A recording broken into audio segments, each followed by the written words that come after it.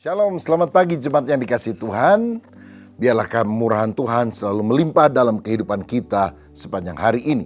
Hari ini saya akan menyampaikan renungan firman dengan judul Beriman Teguh di Tengah Aniaya. Mari kita akan baca 1 Tesalonika 3 ayat 1-4, kabar baik yang dibawa oleh Timotius. Demikian bunyinya. Kami tidak dapat tahan lagi, karena itu kami mengambil keputusan untuk tinggal seorang diri di Athena. Lalu kami mengirim Timotius, saudara yang bekerja dengan kami untuk Allah dalam pemberitaan Injil Kristus, untuk menguatkan hatimu dan menasihatkan kamu tentang imanmu, supaya jangan ada orang yang goyang imannya karena kesusahan-kesusahan ini. Kamu sendiri tahu bahwa kita ditentukan untuk itu. Ayat 4, sebab juga waktu kami bersama-sama dengan kamu, telah kami katakan kepada kamu bahwa kita akan mengalami kesusahan, dan hal itu seperti kamu tahu telah terjadi. Saudara, Rasul Paulus mendirikan jemaat Tesalonika. Dia tidak tinggal lama karena aniaya datang dari pihak orang Yahudi. Lalu dia meninggalkan tempat itu, melanjutkan perjalanan ke Berea, ke Athena. Tetapi hatinya gelisah karena dia meninggalkan jemaat yang masih baru dalam kondisi mengalami tekanan. Dan karena itu dia rela tinggal sendirian di Athena untuk sementara waktu, karena dia mengirim anak rohaninya Timotius untuk menilik jemaat yang ada di Tesalonika, untuk menguatkan mereka, untuk menasihati mereka agar mereka kuat di dalam iman. Dan bersyukur ternyata jemaat ini walaupun dianiaya memiliki iman yang teguh. Tapi dari sini kita perlu belajar dari keteladanan Paulus. Dia adalah seorang pelayan sejati yang tidak memikirkan diri sendiri, tidak memikirkan kenyamanannya. Walaupun di Athena dia perlu teman yang bisa mendukung pribadi dan pelayanannya, tetapi karena ada kebutuhan jemaat yang lebih besar, dia rela berkorban. Dia sendirian di sana supaya Timotius bisa menguatkan jemaat yang ada di Tesalonika agar mereka teguh di dalam iman. Saudara, pelayan sejati itu harus rela berkorban. Bukan mencari nama besar, mencari banyak follower, mencari ketenaran. Tetapi sungguh-sungguh rela berkorban. Korban waktu, korban tenaga, korban biaya, korban perasaan. Bahkan ada orang yang rela berkorban nyawa untuk melayani orang yang akan dimenangkannya. Saudara, tahun 1834 ada dua orang misionaris dari Amerika Serikat, Manson dan Lehman. Dia pergi ke tanah Batak, Tapanuli, untuk memberitakan kabar baik di sana. Apa yang terjadi? Mereka dibunuh. Dan bukan hanya itu, mereka dimakan oleh orang-orang Batak pada waktu tersebut. Ini menimbulkan ketakutan yang hebat di antara para misionaris yang lain, sehingga upaya misi ke tanah Batak dihentikan untuk sementara waktu. Tapi 27 tahun kemudian, pada tahun 1861, Nommensen memulai kembali misi di tanah Batak ini. Dan dia berhasil memenangkan begitu banyak orang di sana. Dan kalau hari ini ada banyak orang Batak menjadi Kristen, itu karena jasa dari Nommensen. Tahukah saudara bahwa Manson dan Lehman dibunuh tahun 1834. Dan Nommensen yang melanjutkan pelayanan dia juga lahir tahun 1834. Jadi ada yang mati tahun itu, tapi ada yang lahir tahun itu, dan dia dipakai Tuhan untuk memenangkan jiwa. Saudara, saya percaya darah martir adalah benih gereja. Itu sebabnya mari kita rela berkorban untuk menjangkau lebih banyak jiwa untuk kemuliaan nama Tuhan. Kalau kita belum bisa berkorban seperti dua misionaris yang sampai dimakan di tanah Batak itu, mari kita berkorban waktu, tenaga, apapun yang kita bisa lakukan untuk pekerjaan Tuhan.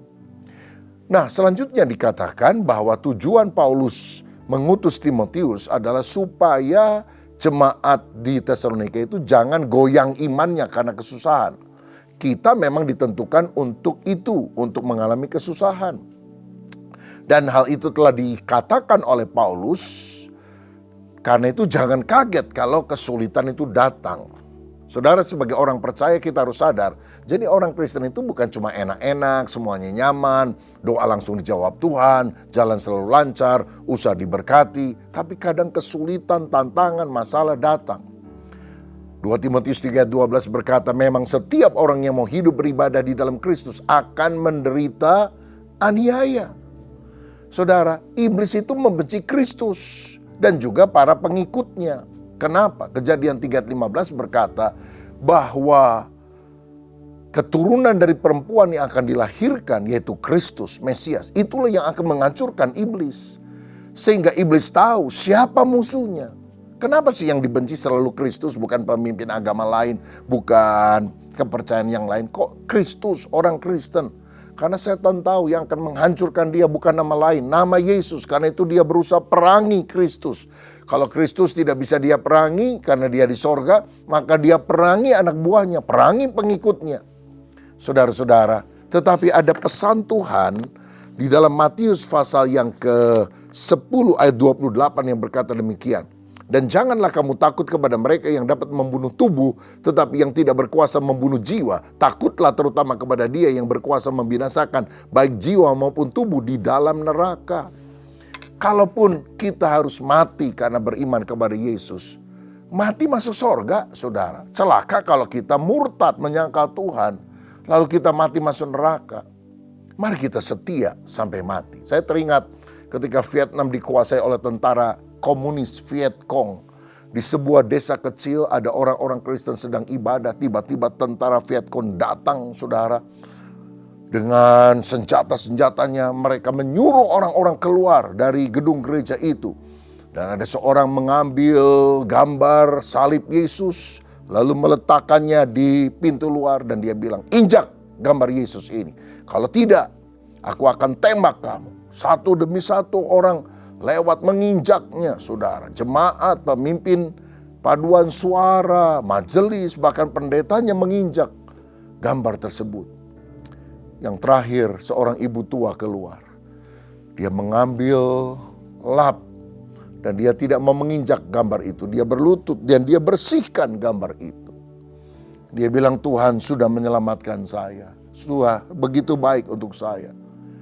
Bagaimana mungkin aku bisa meludahi dia, menginjak-injak gambarnya. Aku rela mati bagi Kristus. Saudara, tentara komunis menjadi marah dan dia bilang, injak, kalau tidak kami bunuh. Ibu itu tetap tidak mau menyangkal Tuhan. Dia pejamkan mata dan dia berkata, ya Tuhan, kuserahkan nyawaku ke dalam tangan. Dan dia dengar tiba-tiba suara itu senapan memberondong. Dan dia pikir dia mati. Ternyata tidak, saudara. Waktu dia buka mata, dia lihat ternyata semua orang yang tadi menginjak gambar Yesus menyangka ditembak mati. Dan pimpinan daripada tentara ini bilang, aku bukan orang Kristen, aku tidak percaya Yesus, tapi aku kagum kepada imanmu.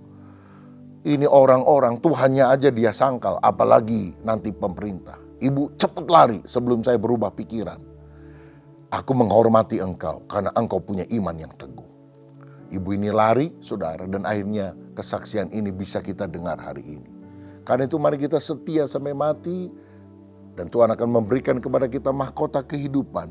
Dan biarlah kita berdiri teguh di dalam kebenaran. Jangan kita menderita karena mencuri, membohong, menipu orang. Tapi kalau kita menderita karena kebenaran, karena Kristus, itu adalah kasih karunia. Dan biarlah kita berdiri teguh di dalam iman. Siapa di antara saudara yang hari ini mengalami tantangan kesulitan, bukan karena kesalahanmu sendiri, tetapi karena engkau sungguh-sungguh orang beriman yang hidup benar di dalam Kristus, tetapi orang-orang ingin menjatuhkan saudara. Saya berdoa kiranya Tuhan memberikan kekuatan kepada kita semua.